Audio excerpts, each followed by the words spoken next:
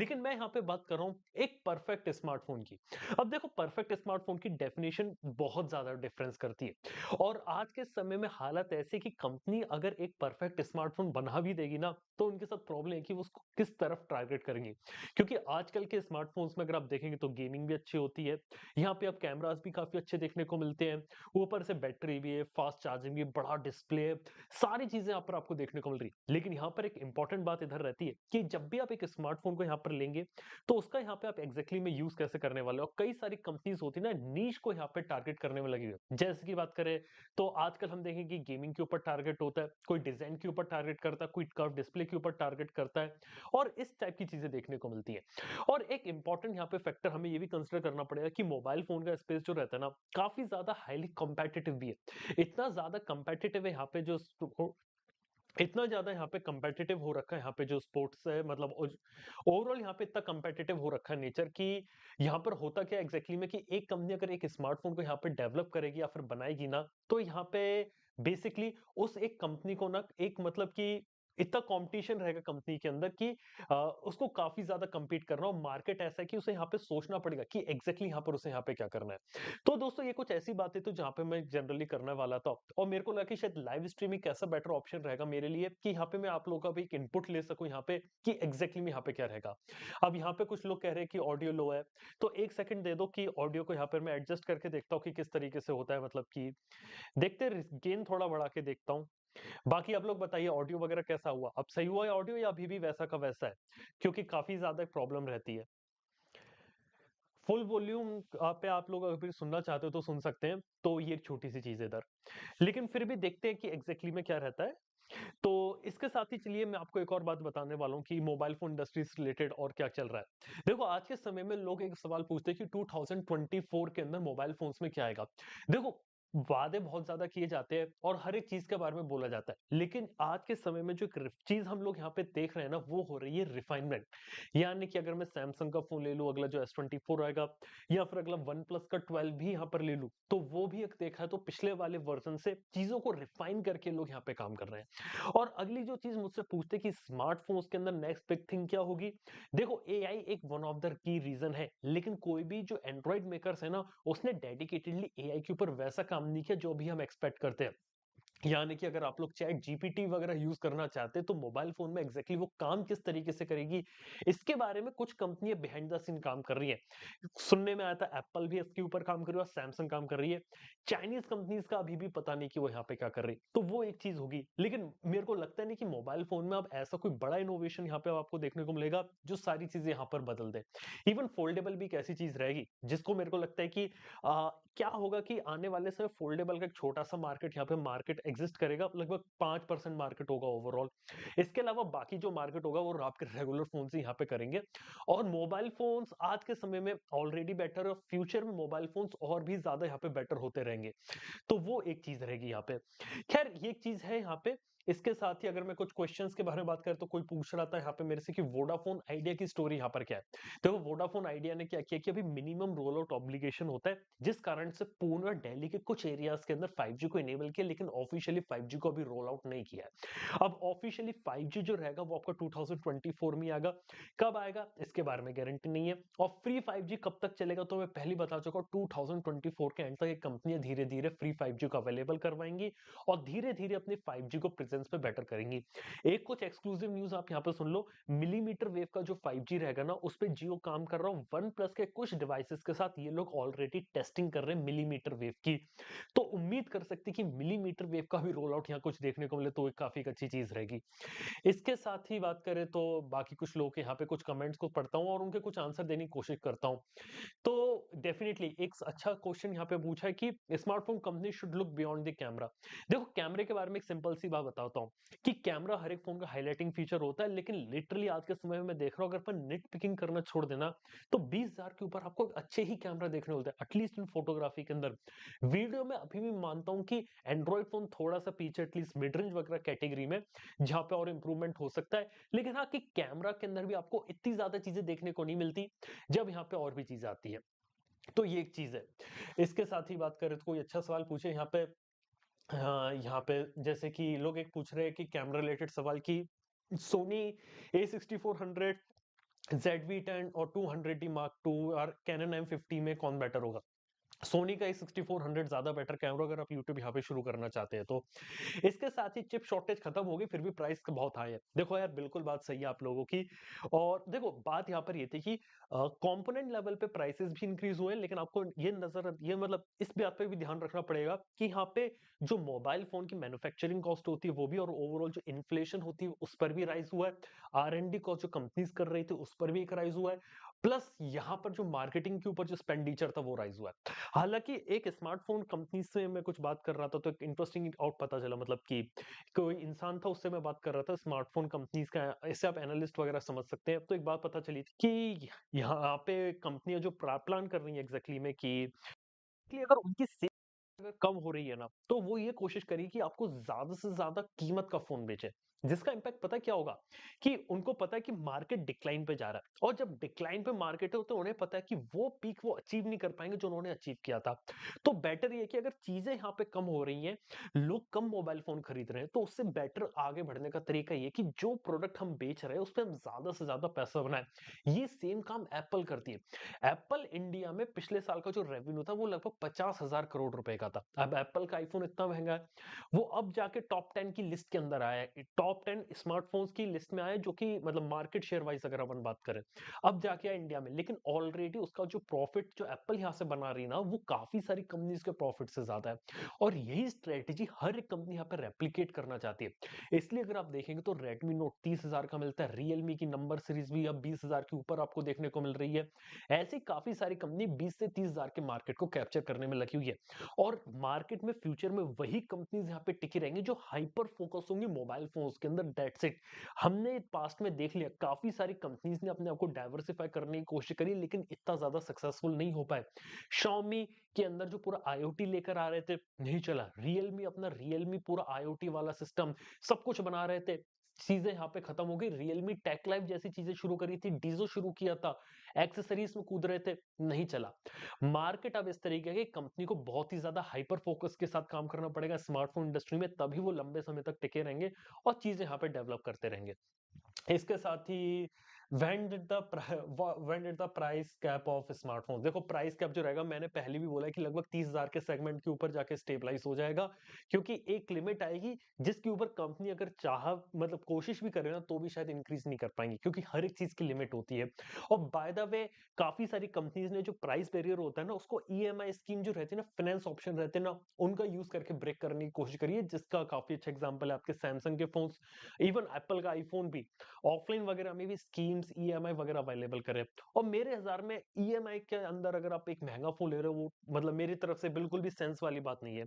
ज्यादातर लोग EMI का यूज करके एक दिखावे के लिए फोन लेते हैं लेकिन फिर भी एक चीज है, इसके साथ ही बात करें तो स्मार्टफोन्स में how is iQOO doing is new iQOO new 7 pro के बारे में बात कर रहे हैं। तो देखो आईकू कंपनी अच्छा काम कर रही है और बेसिक आईकू की खास बात ये है कि जो आईकू कंपनी होती है ना वो यहाँ पे काम करती है आपके प्रोसेसर के ऊपर। अगर आपकी प्रायोरिटी कम प्राइस में एक अच्छा प्रोसेसर लेने की जिसके अंदर परफॉर्मेंस अच्छी मिले, गेमिंग अच्छी मिले, तो आप आईकू न्यू 7 प्रो को देख सकते हैं क्योंकि 8 प्लस जेन प्रोसेसर के साथ आने वाला वो सबसे कम कीमत का फोन है। तो प्रोसेसर वाला जो मार्केट था ना वो आईकू ने यहाँ पे क्रैक कर रखा है। सेम चीज रेडमी Xiaomi ने भी ट्राई करी थी लेकिन वो उस चीज को सस्टेन नहीं कर पाए, वो डिजाइन और कैमरा एलिमेंट्स पे भाग गए। आईकू ने वो चीज यहाँ पे पकड़ ली। बाकी डिजाइन कैमरा में उन्होंने अपना वीवो ब्रांड खोल रखा है, तो वो भी एक स्मार्टनेस थी उनकी तरफ। और मतलब BBK की हर एक ग्रुप की एक अलग अलग कहानी है। मतलब हर ग्रुप ना इस तरीके से बनाया है कि 5 कंपनी 4-5 कंपनी इसलिए खोल रखी है कि कोई भी सेगमेंट हो मार्केट का वो छूटे नहीं। और यही स्ट्रेटेजी BBK को यहाँ पे आगे लेके जा रही है। देखते हैं इंडिया के स्मार्टफोन मार्केट में कब तक BBK यहाँ पे टिकता है।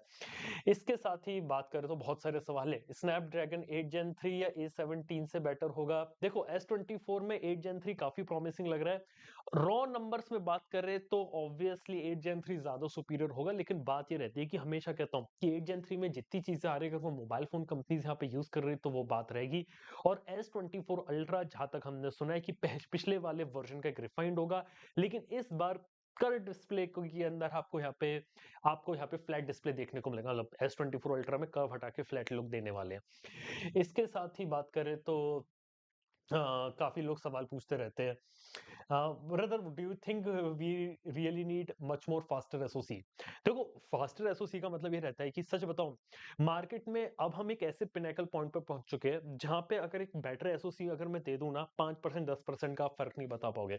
लिटरली एक एग्ज़ाम्पल देता हूँ, 8 जेन 3 का फ़ोन आने वाला है, आप वो फ़ोन कहीं उठाना, टेस्ट करना, देखना और एक 8 जेन 2 वाला फ़ोन बगल में देखना। ऐप ओपनिंग में, गेमिंग के अंदर बहुत ही कम जगह है जहाँ पे आप एग्जैक्टली डिफरेंस बता सकते हो। आज के समय में जो डिफरेंस है वो ऑन पेपर और जो बेंचमार्क्स होते हैं वहां तक एग्जिस्ट कर गया है, क्योंकि चीजें बहुत ज्यादा डेवलप हो गई है। और मेरी नजर में अब क्या हो रहा है, काफी सारी जो कंपनियां हैं, जो मतलब चिप मेकर्स होते हैं, मीडियाटेक या कॉलकॉम, जब मेरी बात हुई थी इनसे, तो थोड़ा सा एफिशिएंसी के ऊपर अब काम कर रहे हैं कि कैसे एफिशिएंसी निकाली जाए। मतलब परफॉर्मेंस तो हम थोड़ी ज्यादा देते रहेंगे, लेकिन पिछले वाले वर्जन से थोड़ा एफिशिएंट प्रोसेसर बनाए, वो एक बेटर चीज रहती है। इसी के साथ ही बात करें तो अदर ब्रांड्स के मुकाबले में लावा भी अपडेट्स में अच्छा काम कर रहा है। अपडेट दे रहे हैं तो क्या लावा बाकी ब्रांड्स को बीट कर पाएगा? देखो, लावा के बारे में मैंने एक डेडिकेटेड वीडियो अभी पहले बनाया था, तो बता देता हूँ। लावा ने शुरुआत से ही आर-एन-डी और अपनी जो रहती है ना मैन्युफैक्चरिंग, उस पे फोकस रखा। चलो एक कहानी सुनाता हूँ जिसके बारे में आज ज्यादातर लोगों को पता भी नहीं होगा। जब लावा चाइनीज फोन्स रीब्रांड वगैरह कर रहा था, तब से उन्होंने आर-एन-डी पे फोकस करना शुरू कर दिया था। यहाँ तक कि चाइनीज कंपनी के साथ कोलैबोरेशन में फोन्स भी बना रहा था और उन्होंने चाइना के अंदर अपना ऑफिस भी खोला था, आर-एन-डी ऑफिस, और कुछ चाइनीज लोगों को शायद हायर भी किया था यहाँ पे, ताकि वो फोन या बाकी कंपनी के साथ जो फोन बना रहे थे ओडीएम के साथ, उनके साथ पार्टनरशिप करके और बेटर चीजें सीख सके, नॉलेज ले सके और चीजों को डेवलप कर सके। ये एक चीज थी जो लावा की यहाँ पर चल रही थी।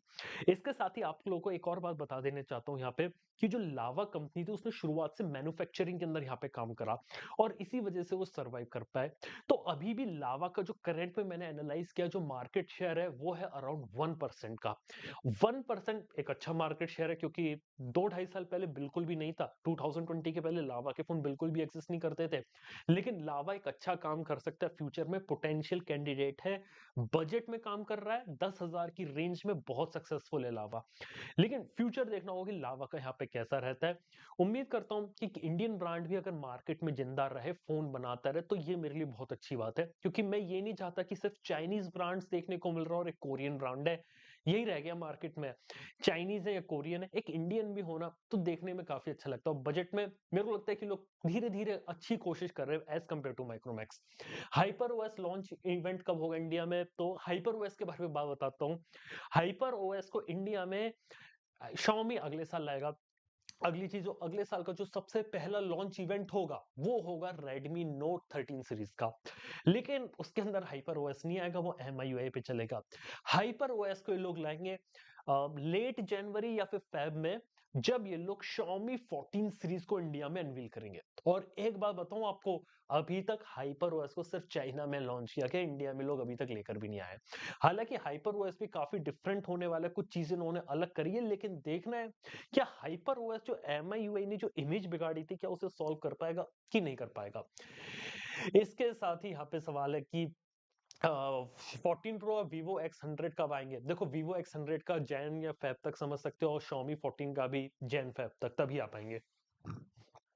इसके साथ ही OnePlus back the old Oxygen OS, बिल्कुल नहीं। वन प्लस अब वो देखो एक टेक एंथुसियास्ट वाली कंपनी नहीं है। वन प्लस आज के समय में वो एक कंपनी बन के रह गया है जो कि बहुत ही ज्यादा मेन स्ट्रीम काम करती है, और मेन स्ट्रीम के लिए उसे ऐसा फोन बनाना है जो ज्यादा से ज्यादा लोग पसंद करें। और पुराने ऑक्सीजन ओएस में वो चीज नहीं है, क्योंकि जो नया ऑक्सीजन ओएस कलर ओएस के ऊपर दे रहे हैं, उसके अंदर पहली बात तो एक फेमिलियरिटी फैक्टर मिलता है, जो रियलमी और ओप्पो के जो कलर ओएस होता है उससे मिलता जुलता है, प्लस क्लीन होने के कारण एक सुपीरियर एक्सपीरियंस प्रोवाइड करता है। लेकिन यहाँ पे वन प्लस अपनी ब्रांड वैल्यू और जो कलर ओएस जो फीचर्स लेके आता है वो है, इसीलिए ऑक्सीजन ओएस पुराना वाला आपको देखने को नहीं मिलेगा।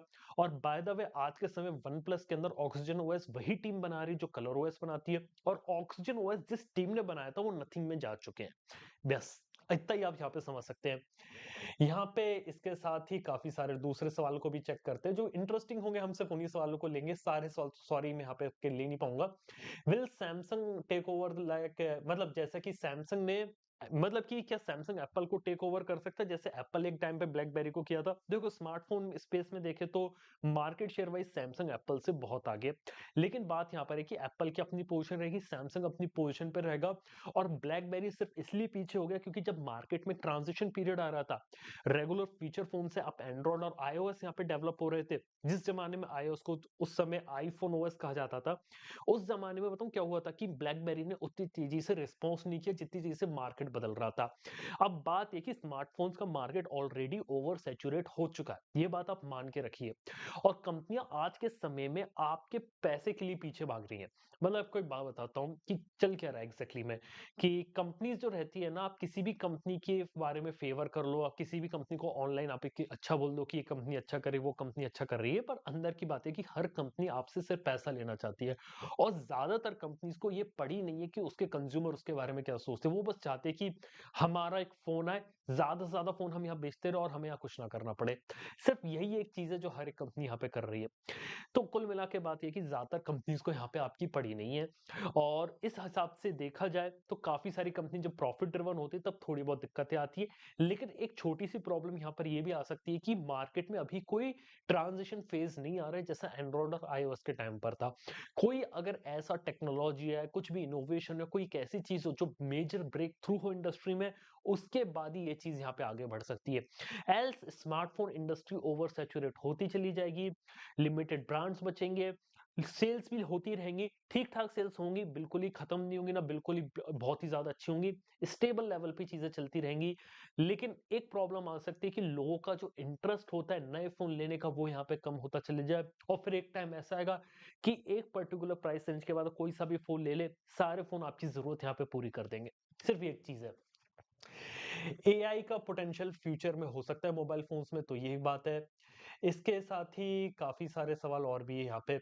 एआई के ब्रेक थ्रू के बारे में पूछ रहे हैं, लेकिन एआई के ब्रेक थ्रू के बारे में बात है कि कोई भी कंपनी ने अभी भी स्मार्टफोन के हार्डवेयर लेवल पे एआई को इंप्लीमेंट नहीं किया है, और अभी भी कंपनी इस पे काम कर रही है, इसका प्रैक्टिकल इंप्लीमेंटेशन नहीं हो पाया, जबकि स्मार्टफोन्स अब इस कैपेबल है, यानी कि ऑब्वियसली स्नैपड्रैगन 8 Gen 3 कि मोबाइल के अंदर आपको जनरेटिव एआई यहाँ पर दे सकता है, लेकिन अभी भी इंप्लीमेंटेशन नहीं किया है। लेकिन कोई कंपनी अगर इस पे रिसोर्सेज डाल के इंप्लीमेंट करे, सवाल ये आता है क्या ये लोगों की मदद करेगा कि नहीं करेगा। मेरे को उम्मीद है कि गूगल पिक्सल जो अभी काम करता है, पिक्सल के अंदर ऑब्वियसली एआई के काफी सारे काम है, लेकिन काफी सारे काम वो सर्वर पे करता है। अगर वो सारे काम भी अगर पिक्सल फोन्स अगर अपने डिवाइस के अंदर लेके बिना इंटरनेट की कनेक्टिविटी की भी हम ये सारे काम कर सकते हैं, तो वो एक काफी इनोवेटिव चीज हो सकती है वहां पे। इसी के साथ ही बात करें तो कोई नया ब्रांड प्रीमियम में आ सकता है लाइक नथिंग। देखो सच बताऊं, नथिंग की भी कहानी थोड़ी सी अच्छी नहीं चल रही है, क्योंकि कुछ लोग हैं नथिंग में जो रिसेंटली उन्होंने नथिंग से रिजाइन भी किया है। तो वहां से मेरे को लगा कि इतनी नई कंपनी से लोग छोड़ के जा रहे हैं, थोड़ा सा अजीब सा लगा मेरे को। तो लगता नहीं है कि नथिंग वाले भी अपनी स्ट्रेटेजी को भी चेंज करने का सोचेंगे। और जहां तक मेरी प्रिडिक्शन है ना, अगले साल नथिंग वाले 2 फोन निकालेंगे, लेकिन जब तक कोई कॉन्क्रीट की ऑफिशियल इन्फॉर्मेशन नहीं आएगी तब तक एक बात रहेगी। तो मेरे को लगता है कि नथिंग वाले जैसा प्रमोट कर रहे थे ना, it just an another smartphone company, शायद वो हाइप का ज्यादा यूज कर रहे थे। देखते हैं क्या होता है। प्रीमियम में तो नथिंग खेलेगा, लेकिन देखना वन प्लस जैसे अफोर्डेबल में भी निकालेगा कुछ चीजें। इसके साथ ही कुछ और चीजों के बारे में बात करते हैं। फन टच ओएस 14 को मैंने अभी तक ट्राई नहीं किया है। ये है एक पूछ रहे हैं कि 7 प्लस जेन 2 एक ही फोन में क्यों आया। देखो सिंपल सी बात ये है कि 7 प्लस जेन 2 के अंदर जो चीज थी ना, चिप थी, उसका पहली बात तो बहुत लिमिटेड सप्लाई था, और सिर्फ लिमिटेड लोगों को दी गई थी, उसके लिमिटेड फोन ही आए थे। ऊपर से उस चिप के अंदर परफॉर्मेंस जो कॉस्ट थी वो काफी ज्यादा थी, और 7 सीरीज के लिए कंपनी ज्यादा चार्ज नहीं कर सकती। आप लोगों ने खुद ने देखा है, यहाँ पे ऑनर का फोन आया था, कितना महंगा आया था शुरुआत में, बाद में कंपनी ने रेट गिराया ना। 7 सीरीज का फोन यहाँ नहीं चल सकता 30 से 40 के रेंज में, और ये कंपनीज को बात पता है। और 7 सीरीज के जो परफॉर्मेंस लेवल है ना, वो काफी हद तक 8 प्लस जेन 1 को मैच करती है, एक्सेप्ट जीपीयू वगैरह। और प्रॉब्लम ये आती है कि 8 प्लस जेन 1 30 से 35 की रेंज में शुरू हो जाता है, तो 30,000 में फोन बिल्ड कर पाना ज्यादातर कंपनीज के लिए मुश्किल है, जब तक कोई बड़ी कॉस्ट कटिंग न की जाए। इसलिए 20 से 30,000 पे ज्यादातर कंपनीज की जो प्रेफरेंस है वो है यहाँ पे आपकी मीडियाटेक। इसलिए मीडियाटेक यहाँ पे घुसा हुआ है, क्योंकि क्वालकॉम ने चिप्स के प्राइसेस ज्यादा कर रखे हैं। और ये बात क्वालकॉम को समझ में आई जब 7 Gen 3 निकाला। और 7 Gen 3 की असलियत में जो परफॉर्मेंस है ना, वो 7 Plus Gen 2 से नीचे है। और इसीलिए 20 से 30 हजार में 7 Gen 3 वाले फोन सब आपको देखने को मिलेंगे। बस यही एक छोटी सी दिक्कत थी, अब उसे यहाँ पे वो सॉल्व कर रहा है। इसके साथ ही बात करें तो और भी काफी सारे सवाल है। लुक, एआई ऑटोमेशन या नथिंग फोन 2a कब आएगा यार? देखो, फोन 2a के सिर्फ लीक्स आए, अभी तक कॉन्क्रीट इन्फॉर्मेशन नहीं आई। इवन नथिंग कंपनी से भी मैंने पीछे से पता करने की कोशिश करी, इसके बारे में कोई आइडिया कुछ भी मेरे को नहीं मिल रहा, सिर्फ ऑनलाइन आर्टिकल्स हैं। अगर कुछ ऑफिशियल आएगा तो बिल्कुल इसके बारे में बात करेंगे, लेकिन अभी तक मेरे को तो ऐसी कॉन्क्रीट इन्फॉर्मेशन कहीं से नहीं मिली है। इसके साथ ही बात करें तो बहुत सारे सवाल है लोगों के, थोड़ा धीरे धीरे टाइप कर लो यार एक एक करके, क्योंकि बहुत चीज जब एक पढ़ता हूँ तो स्क्रोल आउट हो जाता है। तो iQOO 12 के बारे में पूछ रहे हैं, तो iQOO 12 को लॉन्च हो जाने दो। मेरे हिसाब से 60,000 के नीचे कीमत रखेगी आफ्टर डिस्काउंट, तो एक अच्छा बाय हो सकता है अगर आप लोग यहाँ पे गेम खेलने वाले हो तो। इसके साथ ही कुछ और चीजों के बारे में चलिए देख लेते हैं सवाल और। हम्म, तो यहाँ पे नोकिया का कमबैक के बारे में पूछ रहे हैं। तो देखो, सीधी बात है कि नोकिया स्मार्टफोन्स के अंदर तो कमबैक, मतलब मेरे हिसाब से, सच बताऊं क्या होगा, नोकिया कंपनी के शायद आने वाले समय में कभी भी फोन देखने को ना मिले। और ये बात मैं छोटी बात आपको बता चुका हूँ, हिंट दे चुका हूँ। बेसिकली हो क्या रहा है ना यहाँ पे, कि नोकिया जो कंपनी रहती है ना, वो अभी एचएमडी ग्लोबल है उसका अब जो ब्रांड नेम है, और एचएमडी ग्लोबल अब अपने खुद के ब्रांड से फोन निकालने वाला है, और नोकिया की जो लाइसेंसिंग डील है वो कुछ साल में खत्म हो जाएगी। और एक बार वो लाइसेंसिंग डील खत्म हो गई और एचएमडी ग्लोबल ने अपने खुद के मोबाइल फोन बनाना शुरू कर दिए ना, उसके बाद बताऊं क्या होगा, एचएमडी ग्लोबल ही अपने मोबाइल फोन निकालेगा, नोकिया टोटली खत्म हो जाएगा। और हाँ, मैं नोकिया कंपनी के एग्जीक्यूटिव से भी कुछ मिला था, तो एक बात पता चली थी कि नोकिया जो एग्जैक्टली में असली नोकिया जो भी काम कर रहे हैं ना, वो टेलीकम्युनिकेशन कंपनी पूरी बन चुकी है। टेलीकम्युनिकेशन के हार्डवेयर बनाते हैं, 4G का इक्विपमेंट बनाते हैं, 5G का बनाते हैं, 6G का लाइव डेमो देखा है मैंने नोकिया कंपनी का, इंडिया के अंदर उन्होंने चीज डेमो दिखाया था। वो चीज मुझे बहुत ही ज्यादा सरप्राइजिंग लगी थी, लेकिन वो डेमो को एक्सप्लेन कर पाना बहुत ज्यादा डिफिकल्ट है, क्योंकि वो अंडर डेवलपमेंट चीज है और कम से कम 10 साल लगेंगे उस चीज को अच्छे तरीके से रोल आउट होने में। लेकिन हाँ, इतना बता सकता हूँ, नोकिया टेलीकम्युनिकेशन के अंदर काम कर रहा है, उसको उसको उसकी पावर वही मिली है और कभी स्मार्टफोन्स में वापस नहीं आएगा, ऐसा मेरे को लगता है। और ये नोकिया की स्थिति है कि नोकिया 100 साल पुरानी कंपनी और बहुत सारी चीजें करी है। एक मोबाइल फोन का फेस था, वो आया, फायदा उठाया, गया, वो इससे आगे बढ़ चुके हैं, मतलब मोबाइल फोन की रेस से वो बहुत आगे निकल चुके हैं। और अब इससे फर्क नहीं पड़ता सैमसंग क्या कर रहा है, एप्पल क्या कर रहा है।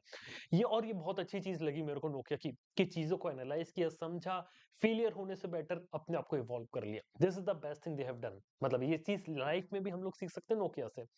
ब्लैकबेरी, यार ब्लैकबेरी कम नहीं करेगा, वो अपने ब्रांड लाइसेंसिंग वगैरह बेच चुका है, उसका कोई कम नहीं आने वाला। इसके साथ ही 6 Gen 1 के साथ कोई फोन क्यों नहीं आया? देखो, 6 Gen 1 की खास बात यहाँ पर ये थी कि वो प्रोसेसर बहुत ज्यादा अंडर यूटिलाइज था, और मतलब 695 से थोड़ा सा ही बेटर था। 695 वाकई में 20,000 के ऊपर के किसी फोन में वो डिजर्व नहीं करता। ये काफी ज्यादा चीजें थी। और कॉलकॉम के साथ एक प्रॉब्लम ये है कि जो बजट में जो प्रोसेसर बना रहे हैं उनकी क्वालिटी बहुत ज्यादा लो दे रहा है, उसके कंपैरिजन में मीडियाटेक वाले चिप्स कंपैरेटिवली थोड़े से बेटर आपको देखने को मिल रहे हैं।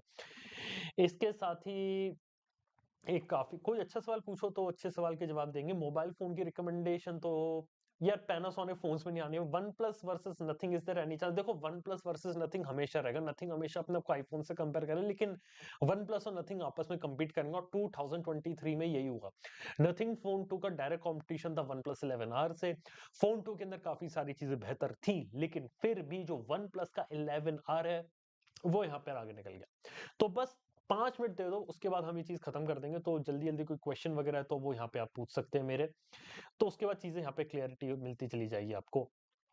तो ओवरऑल बात करें तो यार देखो, Snapdragon can't run Resident Evil even it has higher score than the A17 pro. देखो, सीधी बात है कि रेसिडेंट इवल के जो डेवलपर्स है उन्होंने स्नैपड्रैगन के हिसाब से ऑप्टिमाइज नहीं किया, उसे नहीं बनाया, और एप्पल वालों ने एक्स्ट्रा इन्वेस्टमेंट करी है इसके अंदर। उसका सिंपल सा रीजन ये कि एंड्रॉइड में प्रीमियम मॉडल चलता है। एंड्रॉइड में आप फ्री में ऐप दे दो और फ्री में गेम दे दो, बाद में धीरे धीरे कमाते रहो। ये सेम काम बीजीएमआई, आपके दूसरे ऑनलाइन गेम्स ने बहुत अच्छे तरीके से क्रैक करी चीज।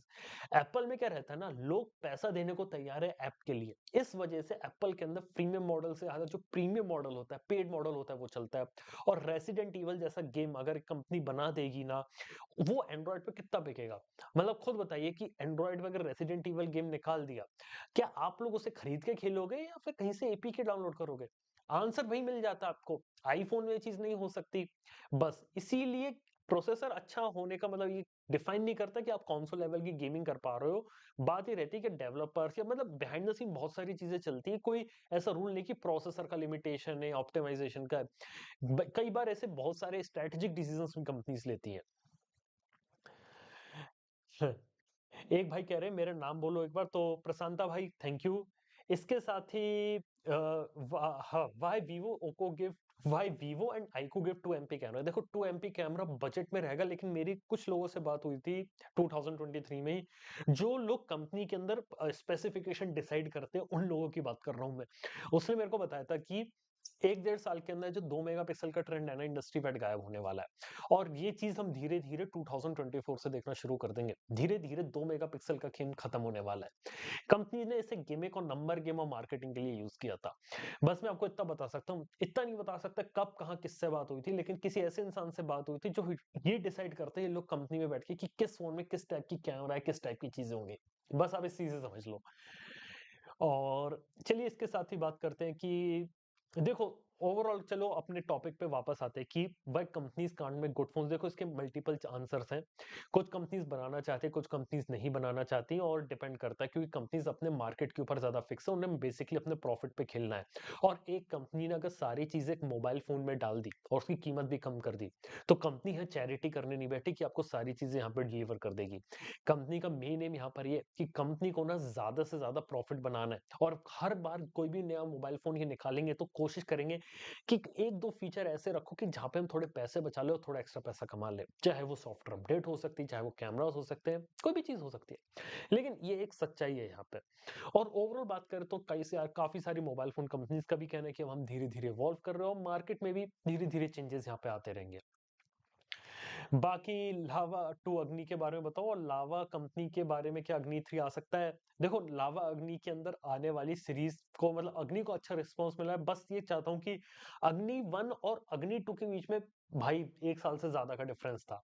मेरी नज़र में अब एक टाइम आ गया कि लावा को अग्नि सीरीज को थोड़ा-सा रिवाइव करना चाहिए और मार्केट में करना चाहिए, क्योंकि अग्नि सीरीज जो मैं समझा ना लावा की, वो क्या थी? यार अग्नि सीरीज वो थी जिसने लावा की मदद करी थी थोड़ा-सा यहाँ पे आने में, कि चाइनीज़ कॉम्पिटिशन के सामने टिके रहे, न्यूज़ हेडलाइंस ले, प्रमोशन मिले, मार्केटिंग मिले।